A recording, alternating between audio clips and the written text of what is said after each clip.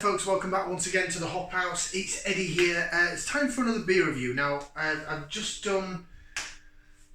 Well, I only finished half of one of the bottles. Two of the new brew beers, brand new reviews back in February now. Done dry January plus an extra week.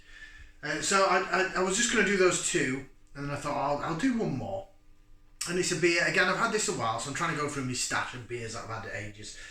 This became a permanent beer for this brewery, and it's gone over okay with some of the beer reviews. Shout out to a couple of people that I know watch from the beer groups that I'm in on Facebook, so the Wychwood Goblins and the Brewskis, because you might be interested in this one. If you're brand new to this channel though, welcome along to the Hop House. We call that sort of like hoppy beer or like house music. We're on the beer side. If you're either of those or both, then give us one of those. Give us a like, share, subscribe to this channel if it sounds like your cup of tea. Okay, I'm going to Wychwood Brewery, or as they now part of the Carlsberg Marston's Brewing Corporation Company, whatever they want to be called. Originally based in Oxford, not in Oxford, in Witney, sorry, in Oxfordshire. They've closed it down. They've closed down the Wychwood Brewery site. They've closed down the Jennings Brewery site. Carlsberg got involved, and I guess they, for business sense point of view, I understand it. Why not just brew on one or two sites and amalgamate all your most famous beers? And it's about having this across the board.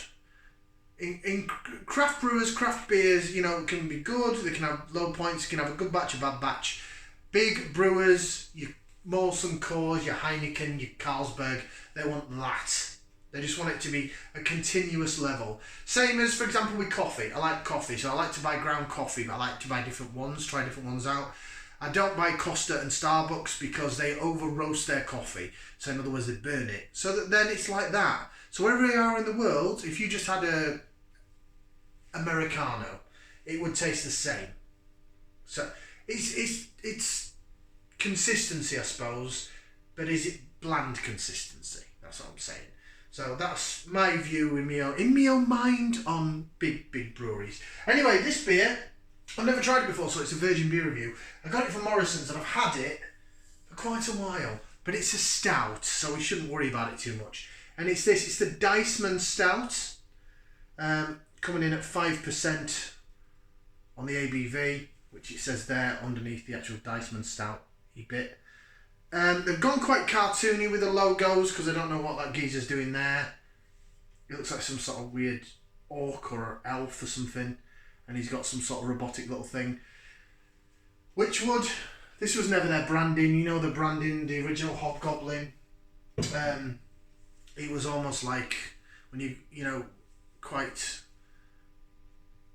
Well, it was a Hobgoblin, wasn't it? They made it more black and white and transparent. We're not going to go into the whole rebranding. Anyway, let me get this out into the glass. This is the new Wychwood logo, the star. Very unique.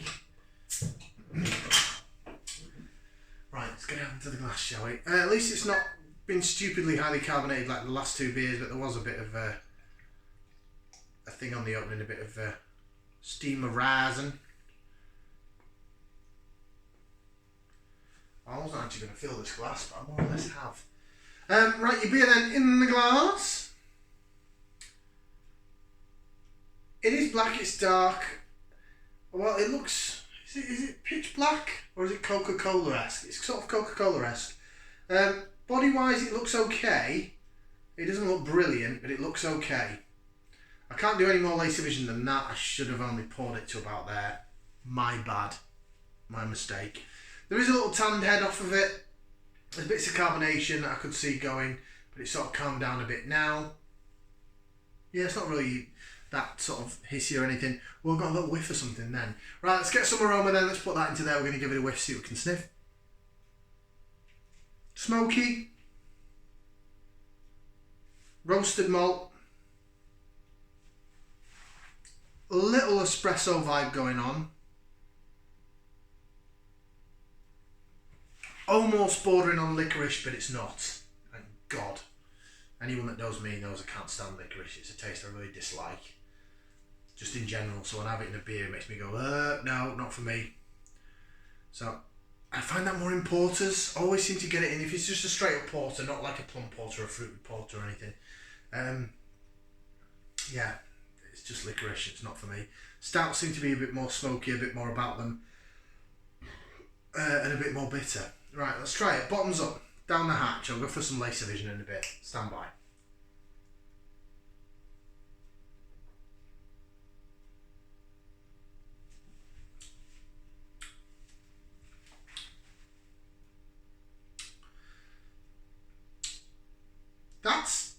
That's okay. That's decent. That's nice.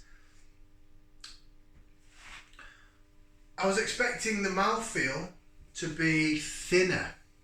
Well, it tastes creamy. That's what I wanted to get around. It tastes the mouthfeel and it's creamy. Right, now we can do some lace division. Look at that jig around in the glass, and we can do all that stuff. And you can watch the head chasing the bubbles, chasing the bottom of the head of the beer. It's got a much better head on it now. Oh yeah. Coffee vibes, real dark chocolate, you know, like bitter sort of cocoa dark chocolate. I mean, it's the same thing, isn't it? The cocoa plant, the cocoa bean. It gives you cocaine, it gives you coffee, it gives you chocolate. What a very multitasking plant.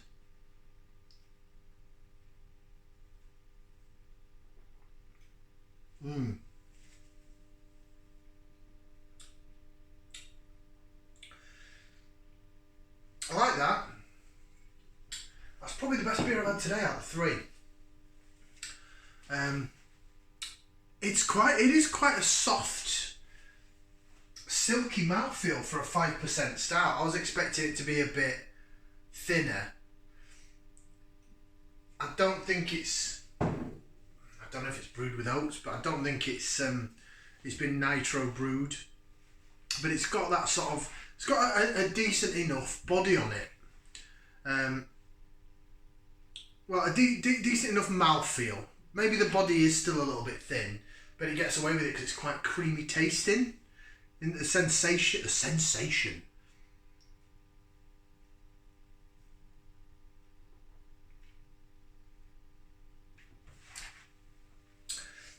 It's a nice enough sort of stout. I mean, these big brewers, they can do dark beers. They really can. It's the New World hoppy stuff that they struggle with, although I really do like Hobgoblin IPA. I've not had it for a while. Maybe I'm due to try it again and see where it is. But this is one of the newest in the range of permanent beers at Wychwood. I think they still sell this in Morrisons, sorry. This and the Dry Neck, sure they still sell it there. So it says, Diceman, go all in with Diceman Jet Black Silky Smooth Stout. A bold combination of dark malts creates a smoky aroma of toffee and plums. Expect a warming flavour of licorice and dried fruits with an alluring cocoa sweetness and a bitter coffee finish. An odds-on favourite. Still in date, 30th of November this year, so it's still in date, so it's not out of date. I like that. Ooh, I like it. Oh, I poured the last bit. Should have done that closer to camera, shouldn't I? It sort of has formed a lovely head on it. That's a cracking little stout, that. However, I will say, because I reviewed it before Christmas and I've got another bottle of it here, Andy, friend of the channel, absolutely loved it. I still think that's probably going to be my favourite bottled stout at the minute in Aldi. That's a cracking one. But the Diceman, I think that's a decent add to the Wychwood range. And it's really quite nice. I think that last new brew triple hopped beer, I'm looking at it there because it's just off camera. Yeah, I give it a thumbs up. It just about got a thumbs up, but the more I had of it, the more I just thought, maybe not. That though, Diceman Stout, I was going into this thinking this is going to be a bit wishy-washy and whatnot. It's good. It's going to get 2 thumbs up from me. 2 thumbs up. Thank you very much for watching. Diceman Stout. Go see if it's still in Morrisons or have a look on Marston's. Ta for watching. Like, share, subscribe. Ciao for now.